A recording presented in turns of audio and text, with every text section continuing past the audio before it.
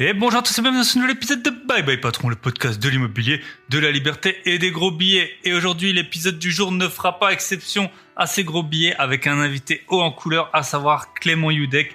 Je vous le présenterai un peu plus tard dans l'introduction, mais on va parler d'argent sans langue de bois avec Clément qui a 23 ans, a déjà une expérience de malade et une réussite de malade. Avant de démarrer, l'épisode de la semaine dernière, Est-on riche avec 3673 €, il a super bien fonctionné. C'est mon épisode en solo qui a le mieux fonctionné depuis la création de ce podcast en mars 2021.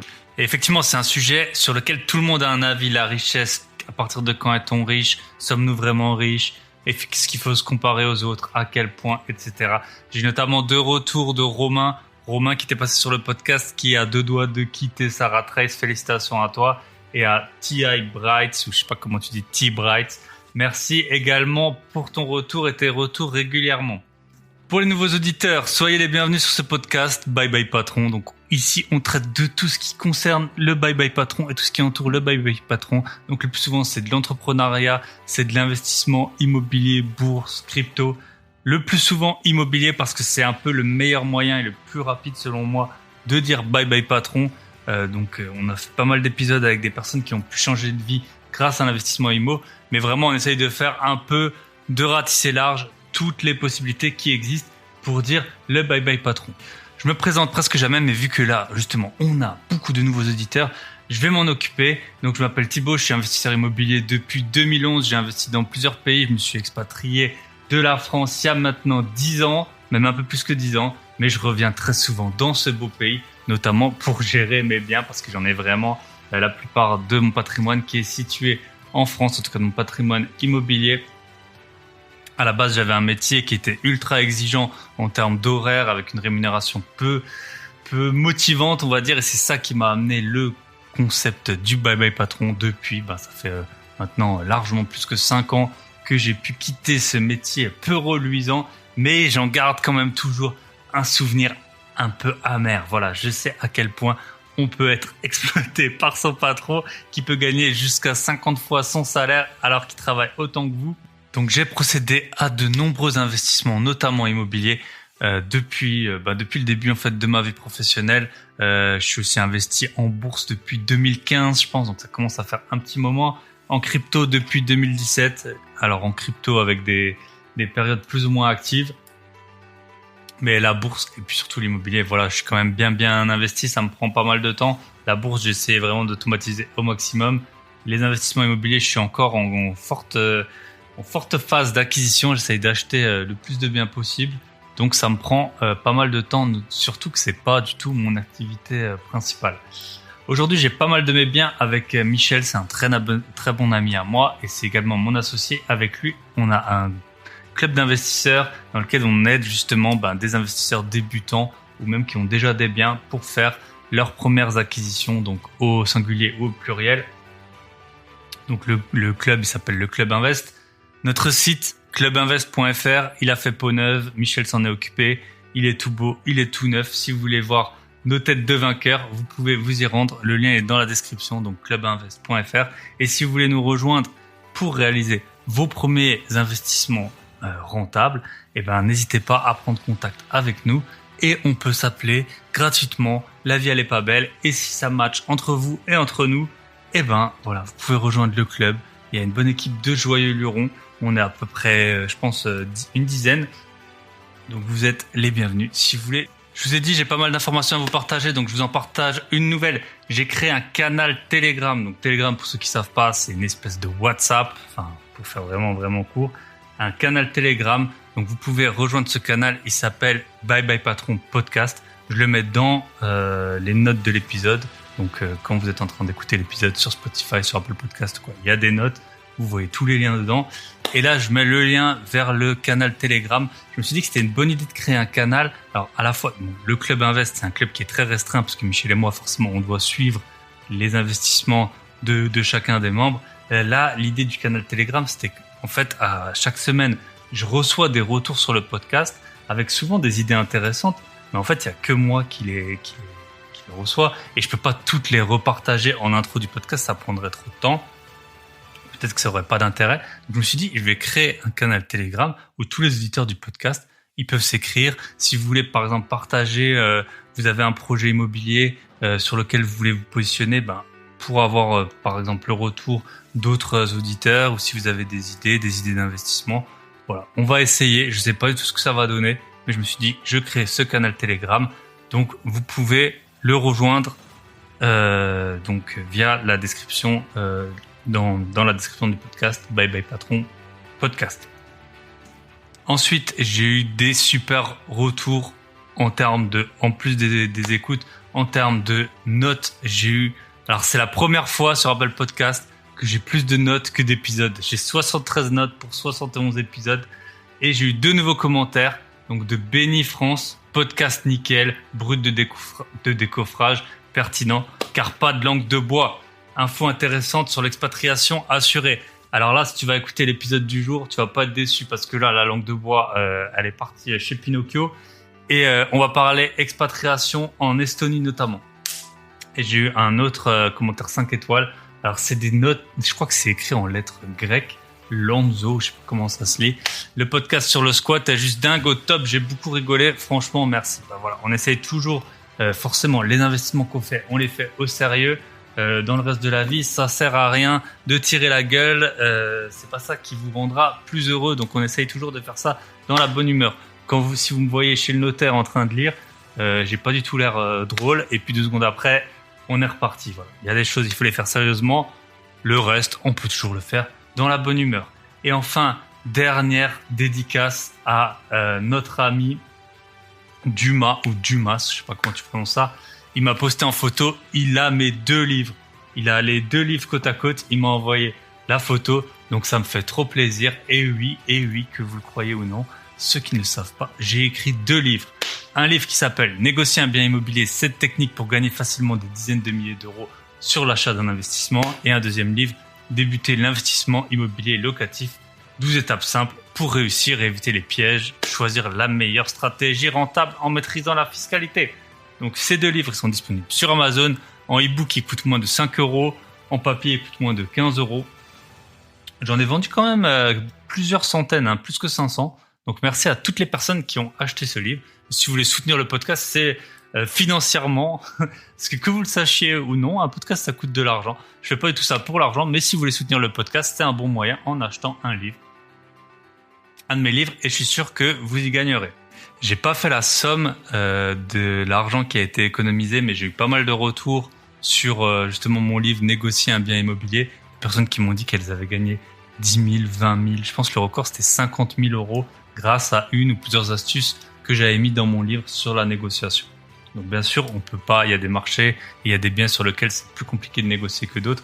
Ça fonctionne pas dans 100% des cas, mais toutes les astuces que je mets dans le livre sur la négociation, c'est des astuces que j'ai appliquées et qui ont fonctionné. C'est pas des astuces que j'ai lues, je sais pas quoi, ou des vidéos YouTube. C'est vraiment sur des achats que j'ai faits. J'ai utilisé cette stratégie et j'ai économisé des milliers, des dizaines de milliers d'euros. Donc voilà. J'ai 2 livres, si vous voulez. Ils sont aussi dans la description du podcast. Donc dans la description du podcast d'aujourd'hui, il y a tout. Le lien vers le nouveau site du Club Invest. Le lien vers le canal Telegram. Mes 2 livres. Et bien sûr, si vous voulez me contacter, le canal Telegram ou alors mon lien Instagram et mon mail. Voilà, 8 minutes 43 d'intro, je pense que c'est le record. On va se retrouver donc avec Clément. Clément, pour vous faire simple, il a quitté son école d'ingénieur 1 mois avant la fin pour lancer. Il a plusieurs sociétés, maintenant il a 4 sociétés. Il a 23 ans, il a déjà, franchement, il poste sur, en fait, comment je l'ai connu via YouTube et Instagram. Et il postait sur Instagram des trucs un peu scandaleux du type réserver des billets d'avion pour pouvoir y placer ses sacs Vuitton. Il a 2 voitures qui parlent justement très bien de sa réussite, on va dire, et puis de une de ses activités. Il a une Maserati avec son nom de famille directement comme plaque, donc UDEC. Donc pour dire, elle est pas louée. Et puis un Porsche Cayenne avec la plaque BTC, donc Bitcoin. Clément, il s'est expatrié rapidement en Estonie, donc on va voir avec lui, en plus de ces 4 sociétés, des activités de ces 4 sociétés, et ben justement les avantages de l'Estonie, comment c'est de vivre là-bas, combien ça coûte de créer une société, comment ça fonctionne. C'est super intéressant, j'ai trouvé. Et puis Clément, il a 23 ans, Donc on a quand même, on a plus de 10 ans d'écart et c'était aussi passionnant parce que la plupart des personnes qui m'entourent et des personnes que je côtoie sur Instagram, en gros, elles ont 10 ans de plus ou 10 ans de moins que moi. Et là, avoir quelqu'un de 23 ans, on voit qu'il y a un peu certains codes qui sont différents. Il s'est notamment fait connaître sur TikTok. Il a lancé des sociétés très jeunes. Est-ce qu'il a été précoce ou est-ce que c'est aussi maintenant un écosystème qui aide à plus se lancer dans l'entrepreneuriat? Probablement un peu des deux. Donc c'était super intéressant de faire cet épisode avec Clément. J'ai vraiment adoré le faire. Je vous souhaite une très bonne écoute et on se retrouve de l'autre côté avec Clément. Et bonjour à tous et bienvenue dans ce nouvel épisode de Bye Bye Patron. Et aujourd'hui on est avec Clément. Salut Clément, comment ça va? Ça va très bien et toi? Ça va. Clément, je pense que tu dois être peut-être mon invité le plus jeune que j'ai eu sur le podcast. Mais il s'est déjà passé pas mal de choses dans ta vie parce que le podcast s'appelle Bye Bye Patron. En général, c'est plutôt des personnes qui sont lancées, on va dire plein de bonne volonté dans le milieu professionnel et qui sont aperçues que c'était peut-être pas aussi rose qu'ils l'avaient espéré et que pour aspirer à la vie justement qu'ils souhaitaient, c'était peut-être le moment de dire Bye Bye Patron. Toi, t'as dit bye bye Dirlo ou je sais pas comment tu résumes ton parcours. Mais est-ce que tu peux te présenter rapidement, quel âge t'as, peut-être d'où tu viens et puis commencer par ta formation, on va dire universitaire, qui est un peu caractéristique de ta réussite d'aujourd'hui. Donc voilà. Ouais, c'est clair que. Alors bonjour à tous. C'est clair que moi j'ai pas. Alors j'ai dit bye bye patron pour le coup parce que j'ai quand même fait 3 ans de salariat. Mais j'ai surtout dit bye bye à mes études, à mon école après un bac plus 5, ma foi fructueux, on va dire. Enfin, sauf sur la fin. Et concrètement, c'est vrai que au niveau de mon parcours, c'est vrai que moi j'ai 23 ans et j'ai fait à la base un bac plus 5 en école d'ingénieur en informatique. Et j'ai arrêté les études il y a de ça moins d'1 an, donc à mes 22 ans, donc à la fin de mon bac plus 5, à 1 mois de la fin même, pour faire très court, parce que concrètement, ça ne tient pas debout cette histoire, mais je développais en parallèle de ma filière d'étudiant classique, mon premier business, ma première société. J'avais commencé à entrevoir qu'il y avait une autre voie qui était possible, autre que celle des études, des belles études, des belles professions, suivies d'un beau métier pendant 45 ans, à passer sa vie à attendre ses soirées à attendre les week-ends à attendre les vacances, enfin les congés, le peu qu'on en a. Et j'avais commencé à entrevoir qu'il y avait une autre possibilité, donc j'avais monté un première entreprise, un premier business, qui était du conseil patrimonial. Donc rien à voir avec, rien à voir avec tes études dans la tech, quoi. Ah, clairement rien à voir. Ce qui n'a pas trop plu à mes professeurs, concrètement, parce que pour eux, ça n'avait aucun sens. Pour les citer, c'était débile de monter une activité parallèle en parallèle de mes études d'ingénieur. Ils disaient qu'il fallait faire une seule chose à la fois. Sauf que concrètement, l'école d'ingénieur, on va pas c'est relativement tranquille. C'est dur d'y rentrer, après ça va, en général. C'est bien résumé. C'est très dur d'y rentrer. Enfin, très dur d'y rentrer. Ça dépend de l'école. La mienne n'était pas si compliquée que ça d'y rentrer. Mais une fois que t'es dedans, là, par contre, c'est la branlette. Là, vraiment, il y a des projets, il y a faut étudier un peu. Mais quand c'est un domaine, normalement, t'as choisi le domaine. Donc, c'est un domaine qui te tient à peu près à cœur, normalement. Donc, t'es un minimum passionné par le truc. Et moi, l'informatique, c'est vrai que c'est un domaine qui me plaisait pas mal. Mais j'avais, vu que je faisais mes études en alternance, je travaillais en même temps 6 mois dans l'année en entreprise. Et donc, je passais 6 mois dans l'année derrière un bureau à concevoir des logiciels, des sites web. Magnifique. C'était la vie que mes proches trouvaient ça parfait, tu vois. C'est vraiment... toi, ils devaient se dire, ouais, t'aimes les ordinateurs, tu travailles sur un ordinateur, tu dois être content, en gros, ça devait ressembler à ça. Ok. Quand t'es proche, tu t'as pas dans tes proches. Moi, j'avais mon père qui était ingénieur en informatique et tout, mais sinon au-delà de ça, c'était un métier vraiment bien vu, tu vois. T'étais dans la classe moyenne aisée, si je puis dire. Ouais, moyenne haute, voilà. C'était ingénieur, en général, ça fait bien, quoi. C'est ça, ça fait très bien. Et c'est ça le problème. C'est que du coup, vu que ça fait bien, tu te contentes de ça. Sauf que concrètement, ta vie, c'est concrètement, elle est un peu mieux que la vie de n'importe quel autre salarié. C'est-à-dire que tu gagnes 2600 net quand tu commences, tu finis probablement à 3500, 4000, 4500, peu importe. Mais concrètement, ta vie par rapport au salarié moyen qui doit gagner 1800 euros par mois, t'as une meilleure voiture, tu pars un peu plus en vacances, t'as une plus belle maison, mais ça s'arrête là en fait. T'as pas plus de liberté dans ta vie, tu passes ta vie à travailler pour un autre, tu passes ta vie à travailler pour un patron, tu fais les rêves, tu pars, ton travail contribue au rêve de ton patron et pas au tien. Donc, au bout de 3 ans à travailler là-dedans, j'ai commencé à vite comprendre que c'était clairement pas fait pour moi. Ok. Et c'est là pour le coup, j'ai dit bye bye à mon patron. Mais vu que, comme je te l'ai dit, j'étais en filière d'ingénieur, j'étais en CDD. Enfin, un contrôle alternance, c'est un CDD. Donc, il y a une fin. Et mine de rien, l'entreprise était très cool. Donc, j'avais aucun souci pour finir cette filière. Mais par contre, comme je te l'ai dit, mes profs qui m'ont dit que c'était complètement débile de monter un business en parallèle, j'avais largement le niveau pour avoir le diplôme et ils ne me l'ont pas donné juste parce que t'avais un business à côté. Ça leur plaisait pas. Ça leur plaisait pas. Ils me les ont descendus. Alors ils ont été remontés dans l'historique. Ils m'ont dit tel jour il a été absent. Allez hop, surtout qu'on divise, la note c'est 0. Et ça, punaise, incroyable. C'est un truc de fou de voir d'autres étudiants qui ont un niveau mais complètement éclaté, mais juste parce que eux sont studieux, eux écoutent et eux sont bien gentils dans le système. Eux, oui, ils ont le niveau, c'est des ingénieurs. Incroyable. Par contre, lui là, il sort un peu du système, il commence à faire un peu d'argent à côté. Ça nous plaît pas, ça. Allez hop, on va lui demander de faire un mois de plus. Et là, je leur ai dit, c'est bon, allez hop. Salut. Bye bye. Bye bye l'école. Ouais, c'est intéressant. Il y a plein de choses super intéressantes que tu as dit. Alors déjà, on voit en fait, on dit souvent les études, même les études d'école de commerce, c'est fait pour faire des bons salariés, c'est pas fait pour faire des bons entrepreneurs. Et là on le voit clairement en fait. L'école, ça t'apprend à être docile, qu'on le veuille ou non. Voilà, pendant les années où t'es un peu fragile, on te tape dessus. C'est sûr que tu sors de là. T'as pas toujours envie de bouffer le monde, quoi. Et en fait, j'avais 2 questions pour toi. Alors moi, j'ai déjà eu un locataire, alors pas en informatique, mais un ingénieur. Il gagnait 1850 euros net par mois, quoi. J'ai halluciné, quoi.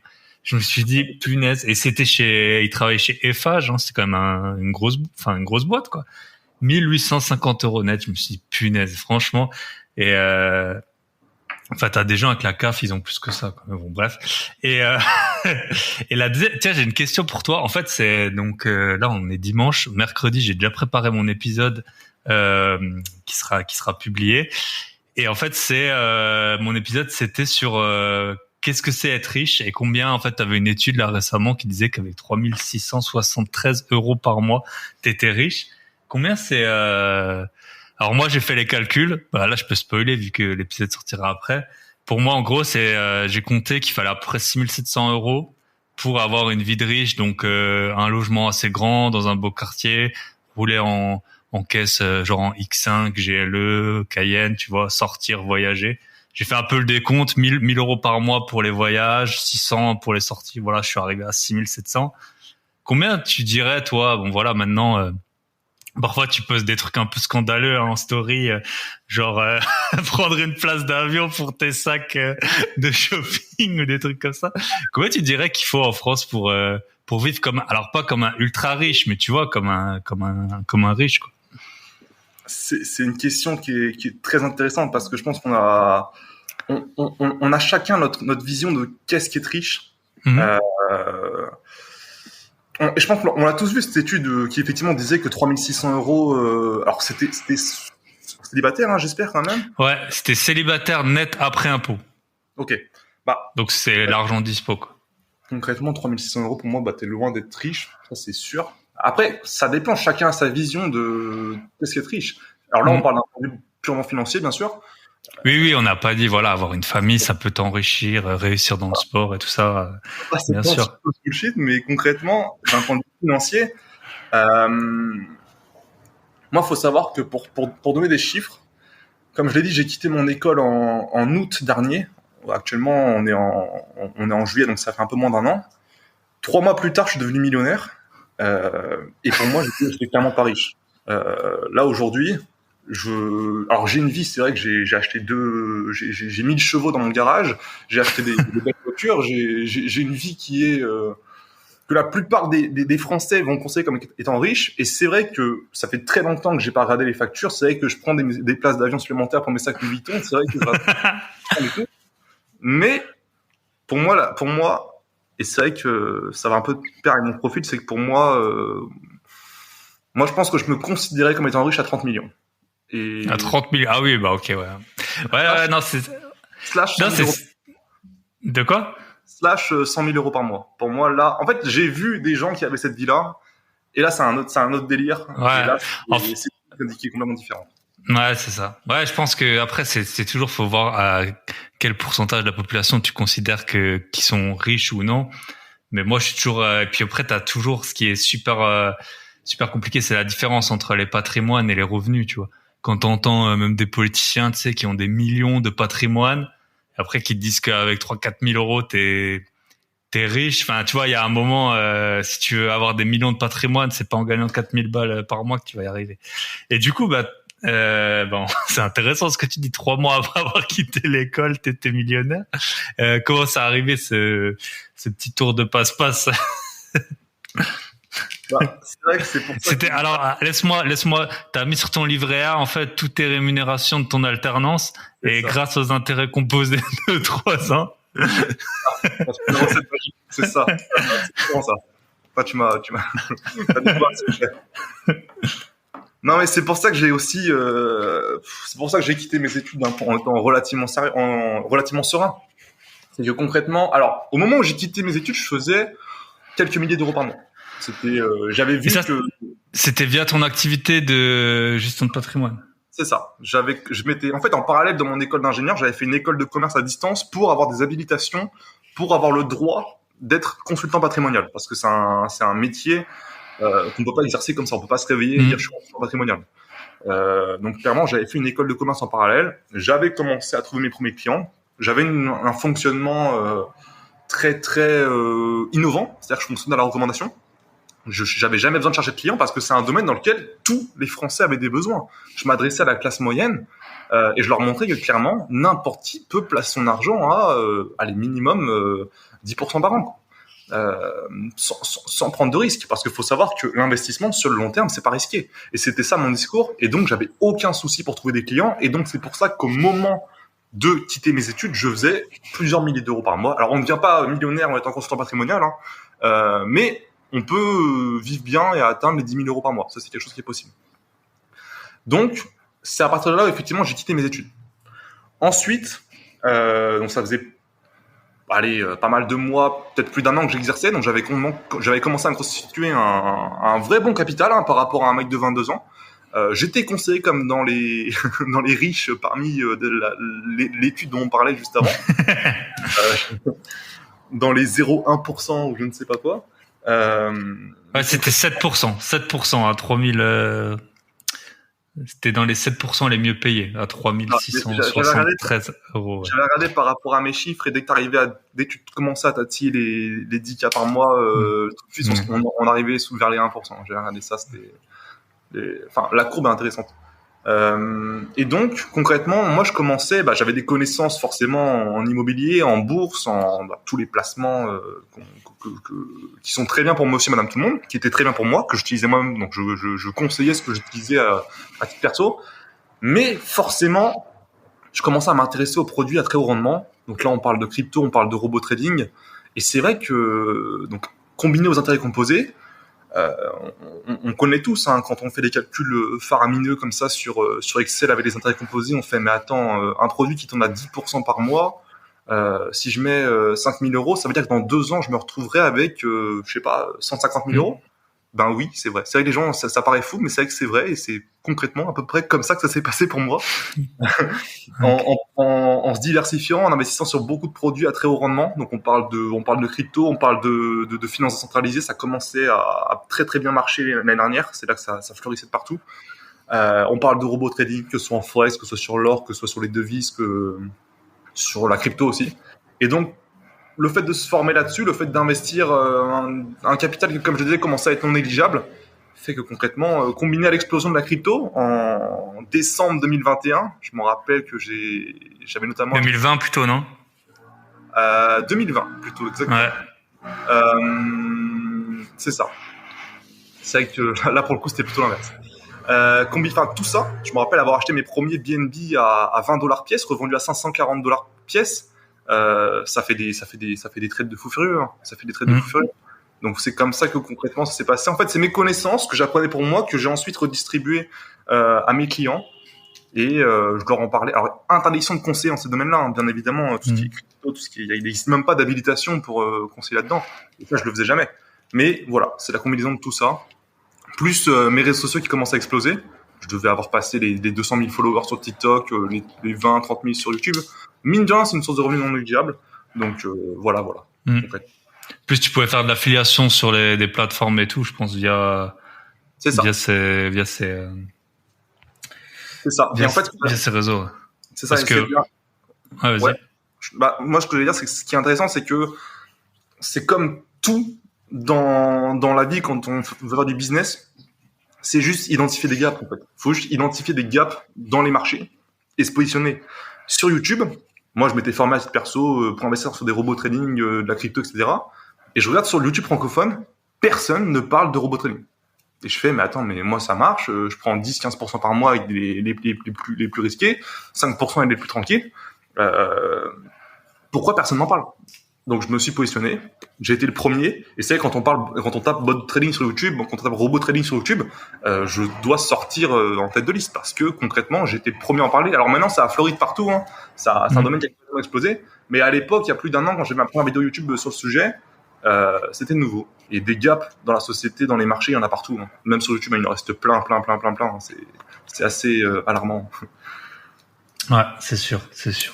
Voilà. Bon, ces robots, ils ont pas tous eu des fins géniales, mais c'est clair qu'il y a un moment où ça payait vraiment, ça crachait fortement. Et justement, qu'est-ce que t'en penses en ce moment? La crypto, elle est un peu en berne. On va pas donner de conseils pour les auditeurs, mais toi, quel est ton point de vue par rapport à au timing en ce moment? Qu'est-ce qu'il faudrait faire selon toi? Ce serait rentrer massivement, rester un peu en retrait, suivre un DCA comme n'importe qui le ferait. Ce que moi, plus ou moins, je suis en train de faire à titre perso. Voilà, j'ai des ordres auto qui passent et puis parce que j'ai plein de trucs à faire aussi, hein. Ça dépend aussi d'où on en est, quoi. Quand t'es tout jeune, t'as plein de temps pour aller sur toutes les plateformes de crypto, mais quoi qu'on en dise, ça prend un temps fou. La crypto, ça prend un temps fou, enfin, surtout au début, quoi. Donc, ouais. Comment tu vois un peu là, ce marché un peu, il a quand même craché, on peut dire que ça a craché, mais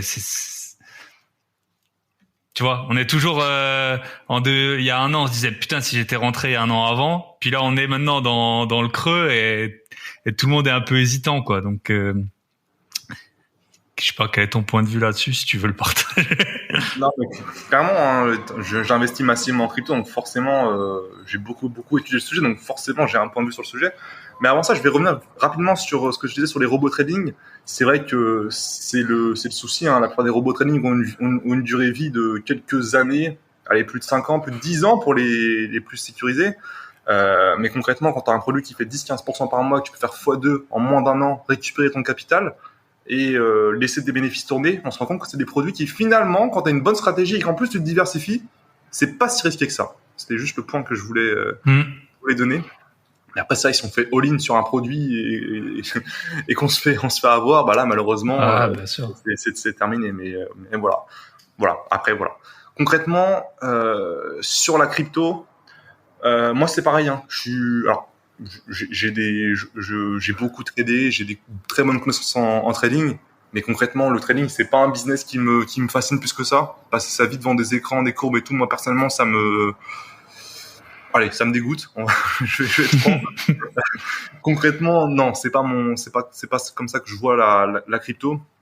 Personnellement, je regarde les cryptos en lesquels je crois Et quand on est dans une phase de marché comme celle qui est le cas actuel, le Bitcoin doit être à 19 000 $ actuellement, ça tire pas mal la gueule. On n'a pas envie de s'orienter sur les petits projets, c'est vraiment pas le moment. Donc concrètement, aujourd'hui, comme d'habitude, sans faire de conseil en investissement, mais Bitcoin, Ethereum uniquement. Allez, on peut aller sur le top 10 des market cap, mais comme on le voit, certaines cryptos top 10 peuvent tomber à zéro à tout moment.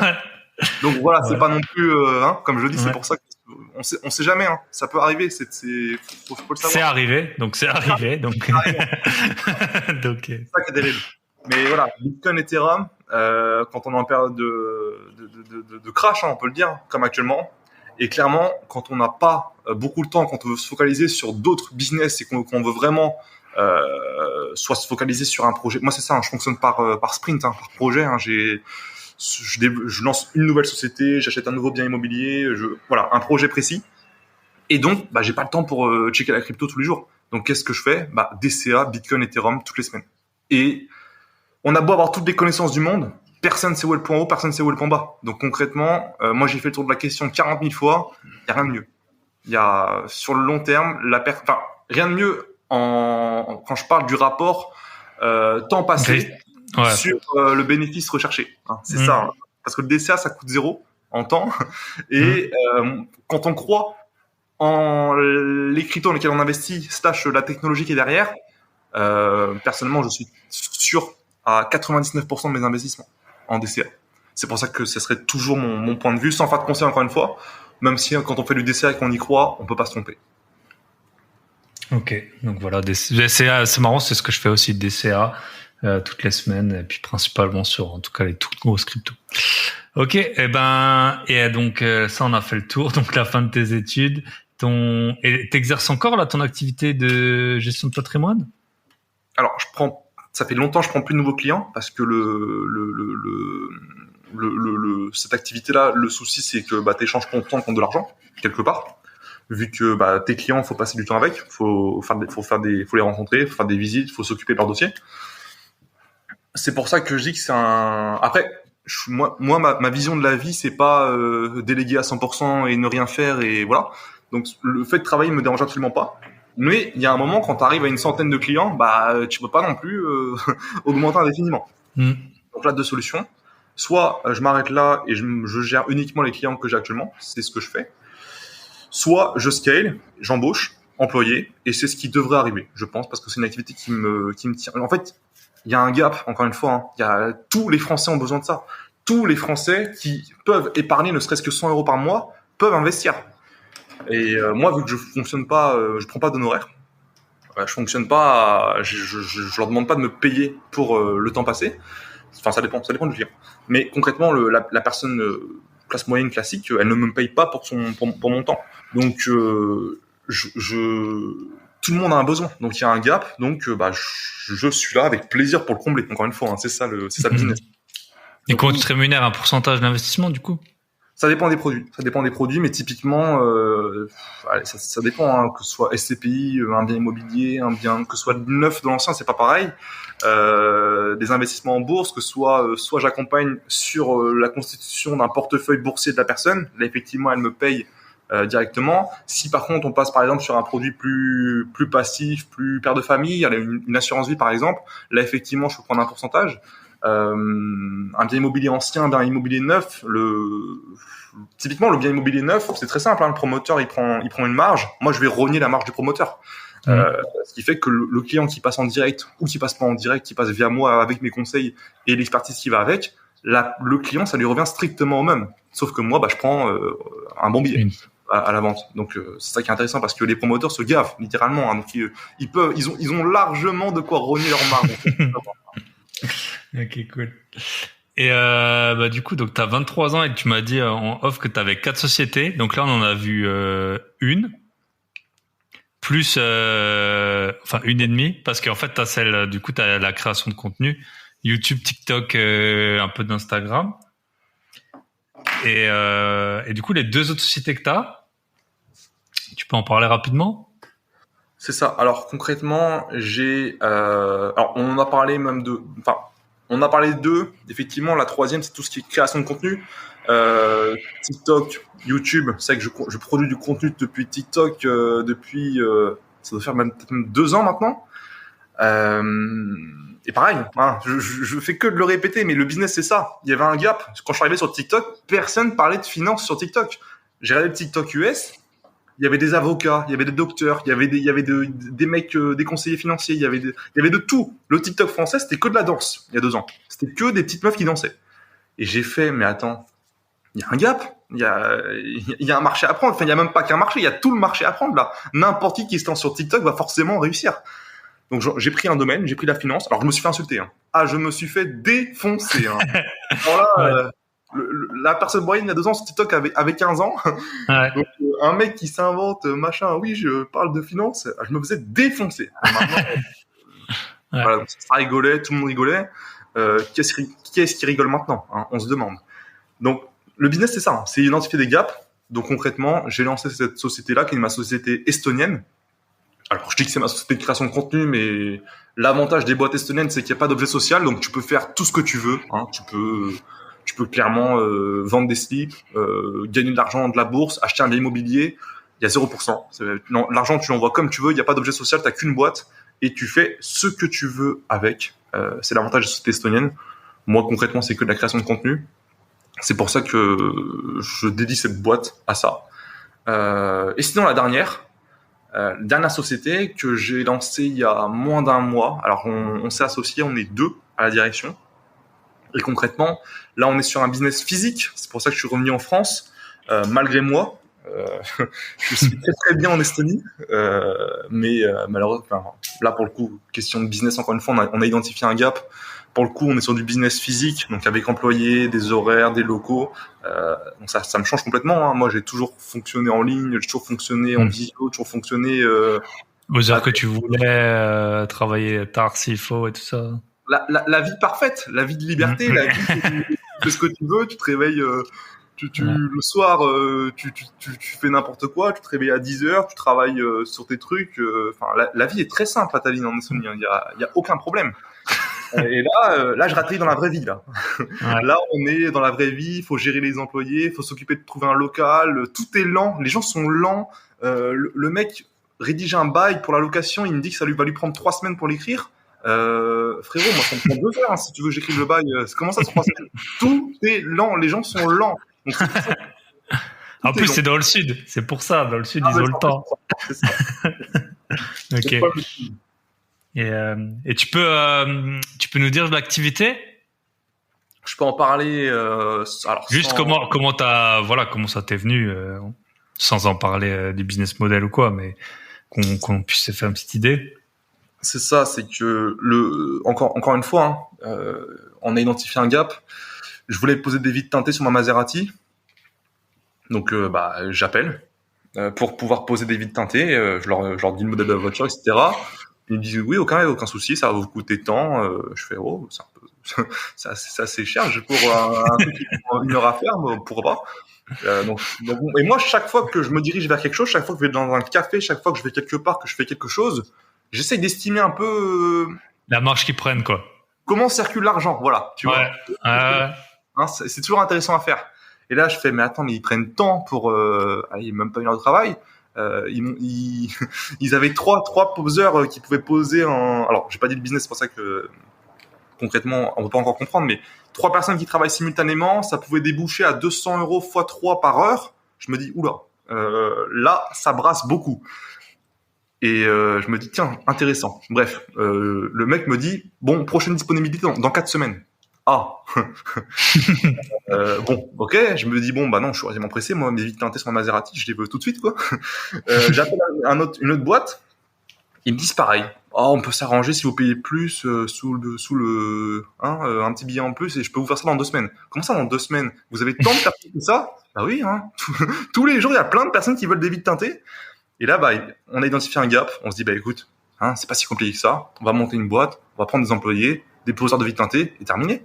Et là, on lance ça et on a déjà tout prévu et on sait que ça va bien se passer. Et encore une fois, c'est tout simple. On a juste identifié un gap. C'est ça le business. Ouais. Ah non, super intéressant. Super intéressant d'avoir identifié ça. Et donc l'Estonie, t'es rentré définitivement là ou t'as toujours un pied à terre là-bas? Alors, ma résidence fiscale est en Estonie.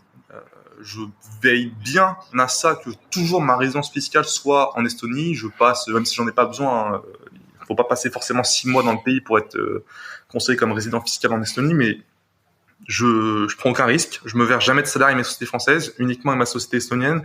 Je paye mes impôts en Estonie. Ma résidence principale est en Estonie, donc oui,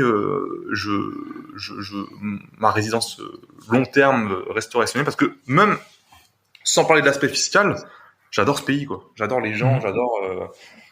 Là-bas, c'est simple, ça va vite. Hein. Je sais pas, j'ai jamais été, mais visiblement, les gens, ils sont assez satisfaits de l'administration et tout. Tout est assez, tout est fait pour, en fait. Si je dis pas de bêtises.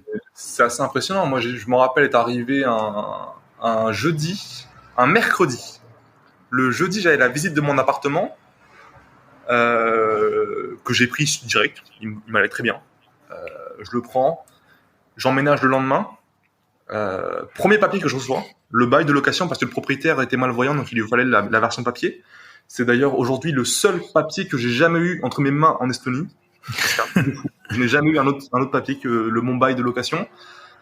Le mardi d'après, je suis allé à la préfecture chercher ma carte d'identité. Et le mercredi, j'étais expatrié. Moins d'une semaine expatrié. Donc oui, c'est un exemple qui montre qu'effectivement, l'Estonie, ça va très très très vite. Il y a pas de ça. On perd pas du temps. Il n'y a pas des... Et tout est digitalisé. Il y a une histoire dans ta carte, elle te sert aussi à t'identifier. Ta carte, c'est pas une carte d'identité que t'as, du coup, c'est je sais pas comment ils appellent ça. Ouais. T'as un document d'identification, quoi. C'est des cartes d'identité qui sont pucées, en fait. Okay. Ça arrive en France, d'ailleurs. Alors, ça a mis du temps. Hein. Quand on voit les dernières cartes d'identité, elles sont pucées aussi, mais les puces ne servent à rien. Maintenant, les puces qui sortent, je crois, servent à quelque chose et vont être utilisées. En Estonie, ça fait 10 ans que c'est le cas, et ma carte d'identité, c'est ma carte pour voter, c'est ma carte vitale, c'est ma carte pour me connecter à la banque, c'est ma carte pour tout, en fait. Hein. Dès qu'il y a besoin de s'identifier. C'est ça. Dès qu'il y a une identification, dès que je me connecte à ma banque, par exemple, je reçois une notif sur mon téléphone, je valide, je tape mon code, je suis identifié. Et ça va très, très, très, très, très vite partout, pour tout. Et c'est ça qui est assez incroyable. Alors, c'est un petit pays, l'Estonie. Hein. On est sur 1,3 million d'habitants. C'est pour ça que c'est beaucoup plus facile de faire passer ce genre de choses, que ça va beaucoup plus vite. En France, alors, on va pas leur trouver des excuses, hein. Mais c'est vrai que 65 millions, c'est pas la même à gérer. Ouais, bien sûr. Puis après, en France, il y avait la carte vitale. Je sais pas, ça se trouve, en Estonie, il y en avait pas. Et puis le jour où ils se sont décidés à en créer une, ils se sont dit, bon, ben, on va la fusionner avec d'autres cartes. Enfin, ça dépend. C'est un peu comme les métros, quoi. Plus tu vas dans des pays où le métro il a été fait récemment, bah plus il est cool, quoi. Quand tu vas à Paris, tu vois bien qu'il y avait pas eu trop d'apprentissage avant, quoi. Donc c'est un truc de fou. Hein. Dernière fois que je suis à Paris, bah c'est pour l'aéroport Charles de Gaulle. Mais le métro, l'aéroport, il y a qu'à Paris c'est comme ça. C'est le zoo. Hein. C'est n'importe quoi. Je ne vois jamais ça.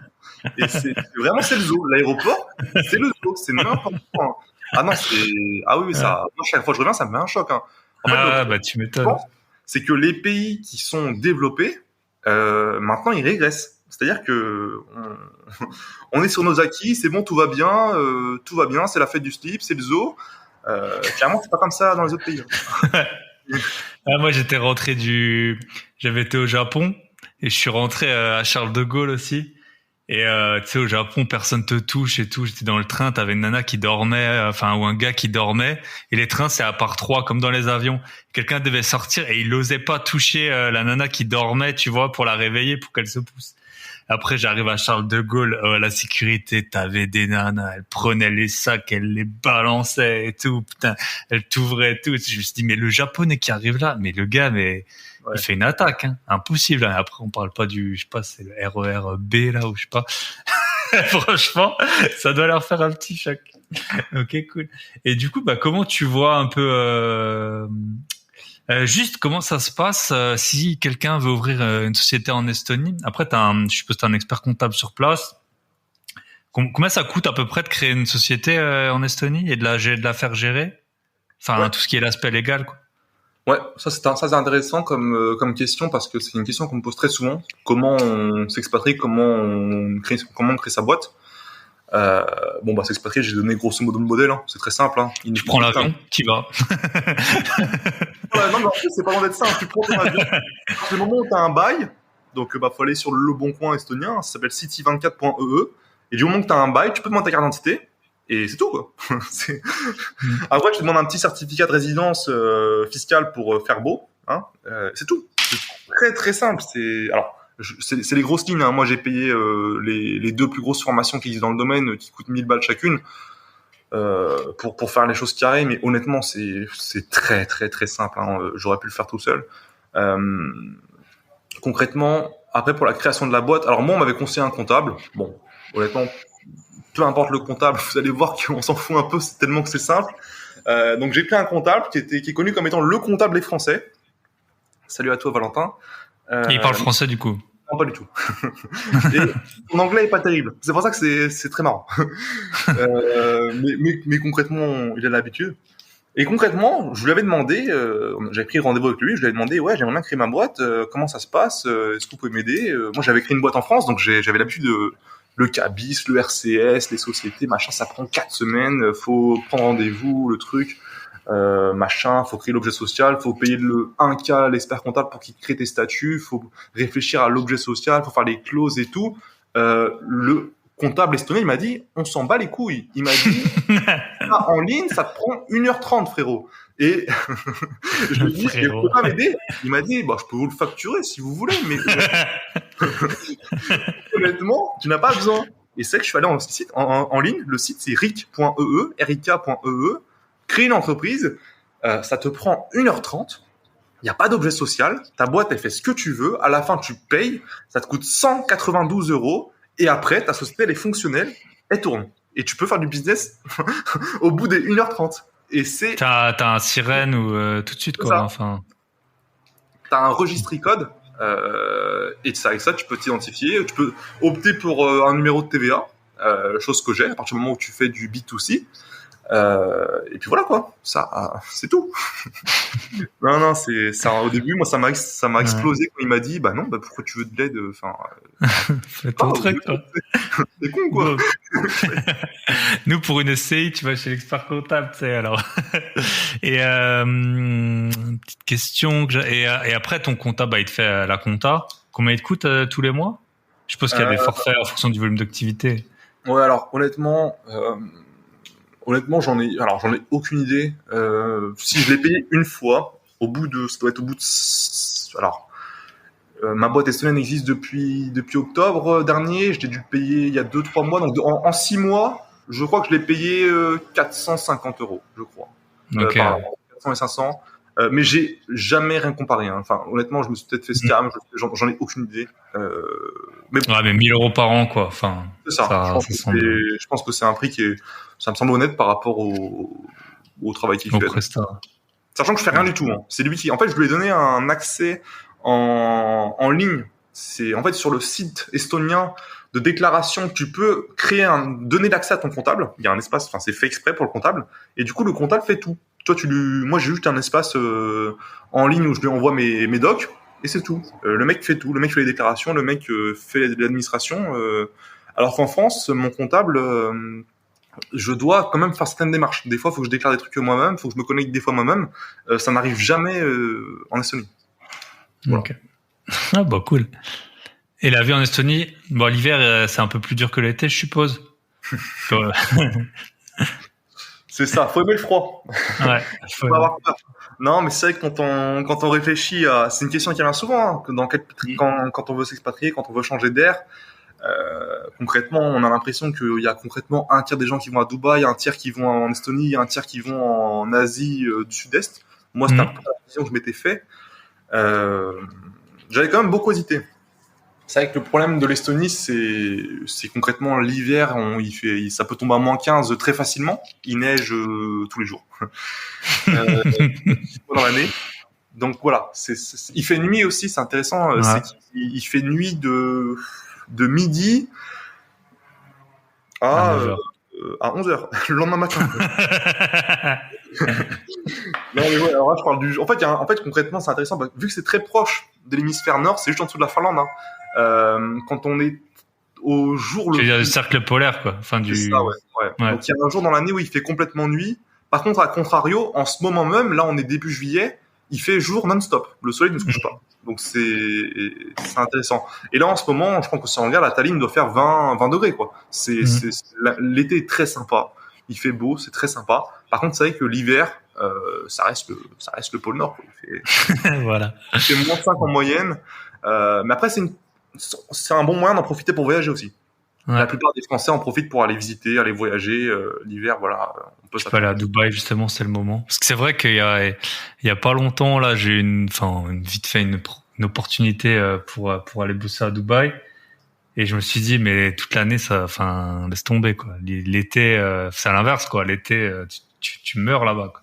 Ouais, c'est Donc, ça. je pense que ce serait un bon mix de faire les deux, de faire une partie de l'hiver à Dubaï ou ailleurs, et puis l'été en Estonie, quoi. Bah, cool. Et tiens, je voudrais un tout petit point. En fait, j'en parle souvent, même si c'est pas dans l'objet social du podcast. Je parle de sport. Souvent, là, j'avais mon épisode de cette semaine, c'était avec un gars qui fait de l'ultra cyclisme. Toi, ça se voit. T'en fais. Comment tu cales juste un peu ton rythme? Donc, t'as 4 sociétés maintenant. T'habites dans plusieurs endroits. Comment tu cales ton rythme tu fais de la muscu, je suppose. Comment tu cales un peu ton rythme de sport? Sur la semaine, est-ce que t'as une discipline super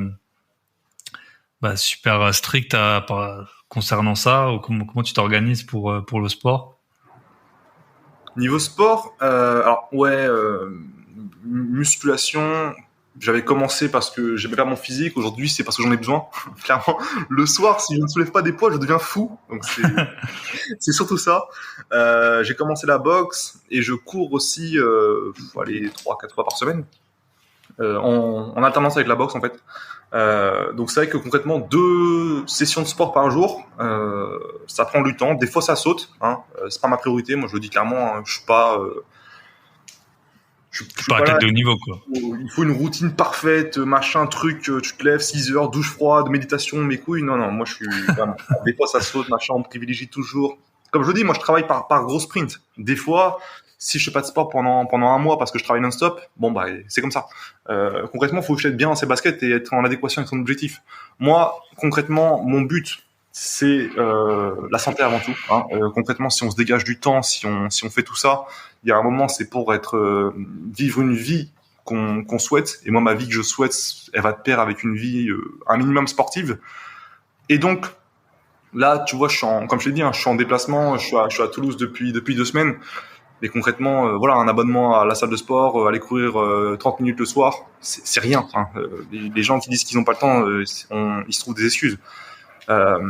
Après, concrètement, pour donner une image de ma routine, qui n'est jamais la même, hein, ça change tout le temps. Là, je suis à Toulouse, dans 2 semaines, je pars à Rennes, dans 3 semaines, je suis à Genève, dans 4 semaines, je suis en Italie, et après, je suis pas capable de le prévoir plus que ça. Mais donc ma routine change tout le temps. Par contre, j'en ai toujours une. Ça, c'est quelque chose qui est très important, c'est que même si on bouge, même si on peut être amené à bouger beaucoup, même si on peut faire beaucoup de choses, il faut toujours une certaine discipline. Et moi, ma discipline, c'est le sommeil. C'est toujours se coucher à la même heure et se lever à la même heure.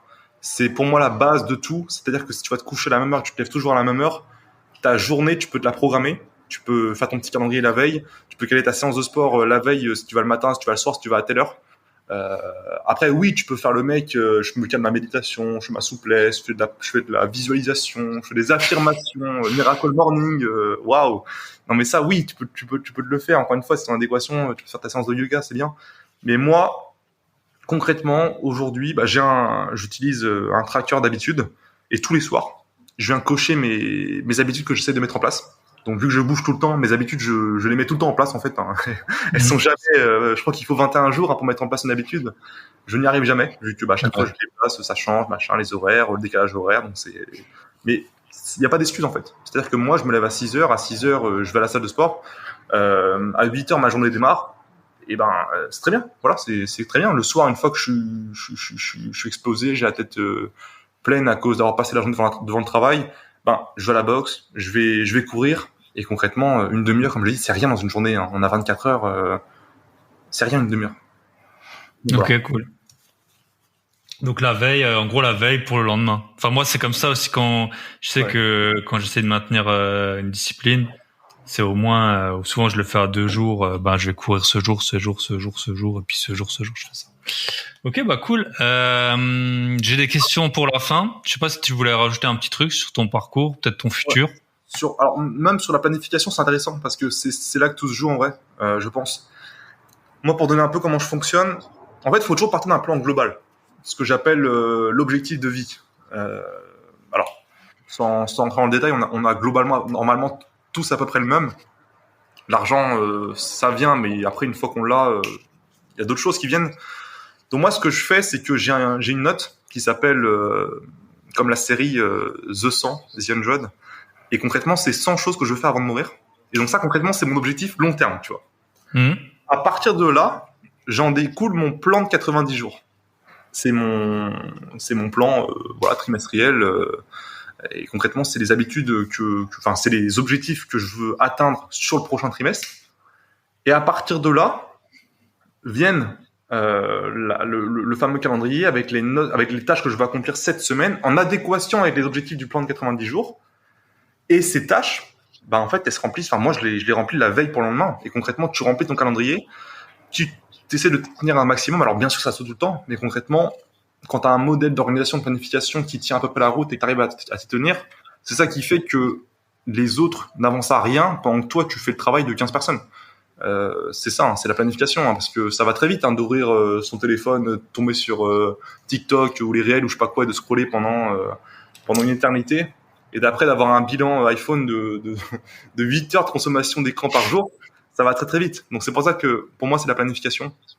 Et ça vient avec encore une fois un minimum de discipline et c'est objectif. Parce qu'en fait si on n'est pas drivé, si on n'a rien au début on est drivé par le cash, hein, souvent hein, on veut de l'argent, on est drivé par le cash, on trouve un projet et à partir de là il n'y a pas de souci. Hein. On travaille. Les gens qui procrastinent, c'est parce qu'ils sont pas drivés, ils n'ont pas trouvé leur objectif. Moi, je pense que c'est ça. Hein. Quand on est drivé, quand on a une motivation, quand on est drivé, la motivation, elle va te perdre. Si t'as pas de motivation, c'est que t'as pas encore trouvé ton objectif. C'est ça. Et si tu comptes que sur la motivation, en général, ça se passe pas bien au bout des 90 jours. Ouais.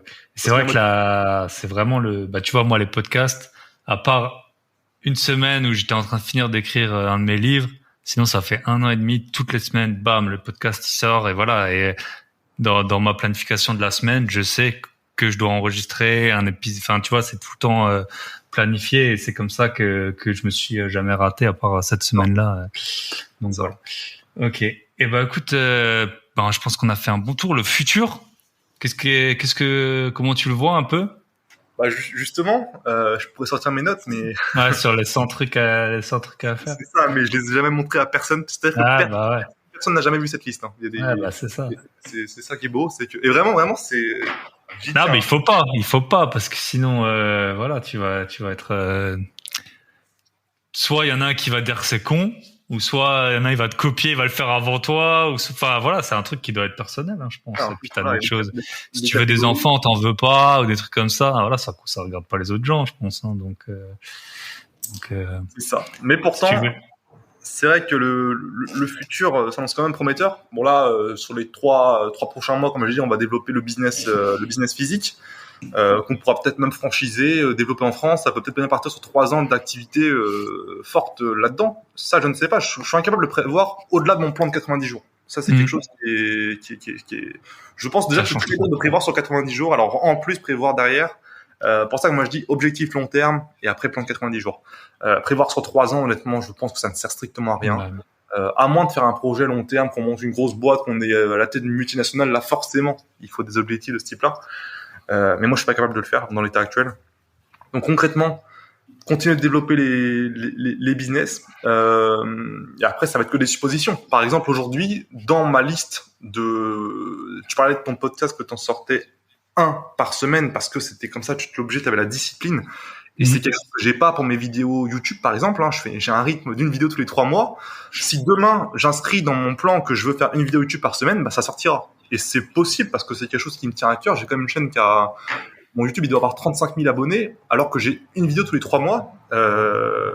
Je parle de choses dont personne ne parle. Il y a un gap, donc je devrais le combler. Donc dès que je me le fixerai comme objectif, ça peut être la prochaine étape, par exemple, et me lancer sur YouTube, aller chercher ces 100 000 abonnés, aller chercher ce partage de connaissances qui, comme j'ai dit, moi YouTube je le ne fais pas parce que ça me rapporte quasiment rien dans l'état. Pour le coup, je reste, comme je l'ai dit, je me considère pas comme étant riche, donc je reste quand même drivé pas mal par le cash aujourd'hui. Donc ce qui me rapporte pas, je le fais que quand j'ai le temps, quand j'ai un minimum de patience. C'est pour ça que ça sort pas tout de suite. Mais concrètement, les vidéos YouTube aujourd'hui, c'est vrai que les vues plus les sponsors, on touche quand même quelques milliers d'euros par vidéo, donc ça me fait quand même mine de rien, quasiment 10K qui tombent tous les mois grâce à ça. Il y a moyen de faire beaucoup. Mais au-delà de ça, vu qu'il y a tellement tout ce que j'ai aujourd'hui, les retours que j'ai, les messages que j'ai, les retours ultra positifs de gens que j'ai aidés, c'est peut-être ça l'objectif de vie qu'on a tous en commun. Et donc, c'est peut-être sur ça qu'il faudra mettre l'accent dans le futur. Et c'est pour ça que ça me tiendrait fortement à cœur de le faire. Alors, en gardant toujours mon caractère relativement insolent. Clivant. Insolent, voilà. Moi, je pense que si t'as pas d'ennemis, c'est que t'es pas là, c'est loin. C'est trop gentil. Non, mais voilà, concrètement, quand on dit vraiment, véritablement ce qu'on pense, on se fait forcément pas avec des amis, et c'est ça qui est intéressant. Et donc peut-être, je fais que des suppositions, parce que comme j'ai dit, je suis pas capable de le prévoir au-dessus de mon plan de 90 jours, mais peut-être que ça sera ça le futur. Développer les réseaux, développer le partage d'informations, développer le Discord, peut-être un Telegram, peut-être le Instagram, le YouTube, tout ça. Ça peut être sympa pour continuer de propager cette intelligence financière, j'ai envie de dire, parce que pour la rendre accessible, tout le monde aujourd'hui peut dire bye bye à son patron et quitter la rat race. Et voilà, c'est vrai que je parle beaucoup de robot trading, je parle beaucoup de crypto, mais j'ai quand même des grosses connaissances en bourse, en immobilier, tout ce qui touche à la finance en fait. Donc il y a moyen de faire quelque chose. Faire de tout. En tout cas, moi je fais tout. Voilà. Alors il faut le faire, sérieusement, mais il faut faire de tout. On sait jamais ce qui va boomer. Voilà, là je regarde, j'ai de l'immobilier dans des petites villes, il a fait x2 en 3 ans. Qui pouvait me le dire il y a 3 ans? Personne. Voilà, la crypto il y a 6 mois et c'était Bitcoin 200 000 $. Aujourd'hui, il y en a, ils vont me dire Bitcoin $2. Personne n'en sait rien, donc autant être un peu partout et puis choper les grosses tendances. Ok, cool. Vas-y, 2 petites questions. Est-ce que tu as un invité à me recommander? Alors ça peut être vraiment dans tout, autour du bye bye patron ou du sport, j'aime bien aussi. Je sais pas si ça devient comme ça.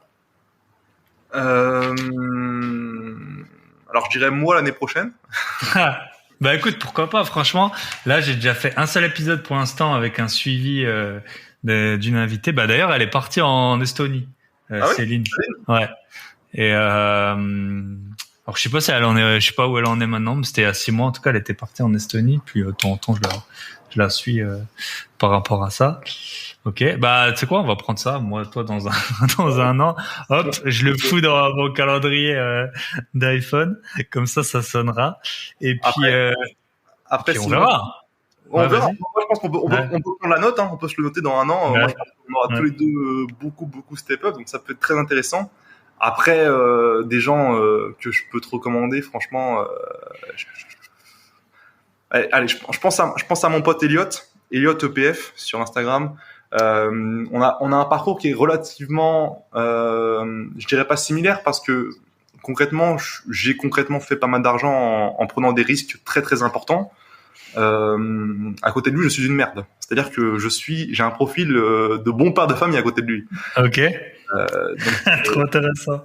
Si ce domaine intéresse tes auditeurs, d'aller chercher pas que les placements de bon père de famille à 10% par an, même si c'est très bien, mais d'aller chercher ces mêmes pourcentages, ces mêmes rendements par mois, mine de rien, à Tallinn, on est beaucoup à être là-dedans, et c'est vrai que on se gave, littéralement. Donc c'est un domaine qui fleurit énormément, et c'est vrai que quand on fait les choses bien, comme je l'ai dit, quand on se diversifie bien, quand on met pas tous ses dans le même panier, quand on se sécurise dès qu'on va chercher son x2, finalement on prend pas tant de risques que ça. Ok, cool. Écoute, j'ai noté Elliot, je le contacterai, du coup, super. Et dernière question, quel est le meilleur conseil qu'on t'ait donné? Je sais pas si t'en as Ouais. Bah, après, c'est pas que des conseils business, hein. Il y a parfois, on a pu te donner des bons conseils de vie. Alors, le meilleur conseil qu'on m'ait donné, je pense à mon prof qui m'a dit que je faisais de la merde. Ouais. On l'embrasse, hein. Je sais pas si quel Maserati il conduit lui. Est-ce Mais, qu'il a un Cayenne turbo de 500 chevaux, une Maserati Grand Turismo dans son garage? Je ne pense pas. Non, mais enfin, moi, j'ai jamais reçu de. Enfin, quand j'ai commencé, et mine de rien, j'ai commencé à pas mal mettre le paquet il y a moins d'un an. Donc aujourd'hui, je reçois pas vraiment de conseils marquants, c'est que des discussions entre associés où on brainstorm, donc pas de choses vraiment marquantes. Donc normalement, c'est plutôt les choses qui sont venues avant qu'on pu me faire fleurir, me faire manger la pilule rouge. Bah ça, franchement, j'en ai pas eu beaucoup. Franchement, dans mon entourage, que ce soit amis, que ce soit parents, que ce soit profs, enfin, toutes les personnes que je connaissais, on m'a globalement tiré vers le bas. On m'a globalement dit qu'il fallait aller chercher la sécurité. On m'a globalement dit que je cherchais quelque chose qui n'était pas possible.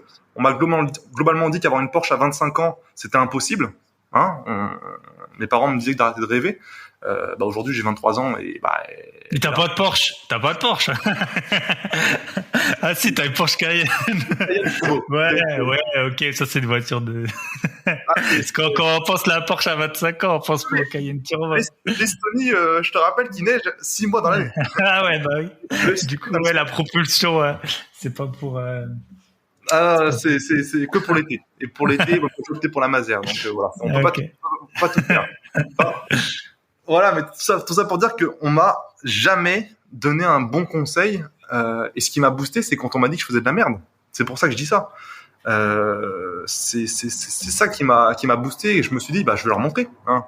Ils me disent que c'est pas possible, bah, je vais leur montrer voilà. Ça. Et aujourd'hui, comme je l'ai dit, ben, ils se foutaient de ma gueule. Qui est-ce qui rigole aujourd'hui?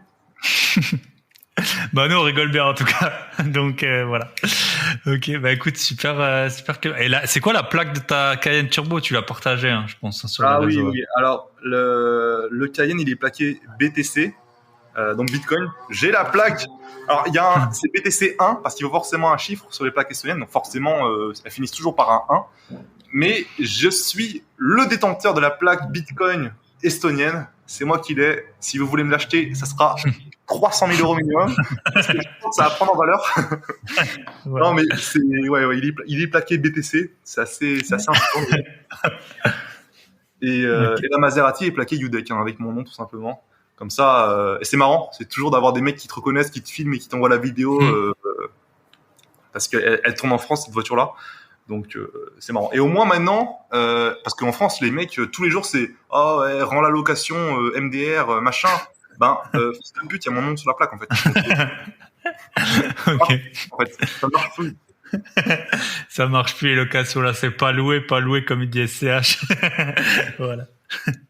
Ok, bah écoute Clément, ça m'a fait super plaisir de faire cet épisode avec toi.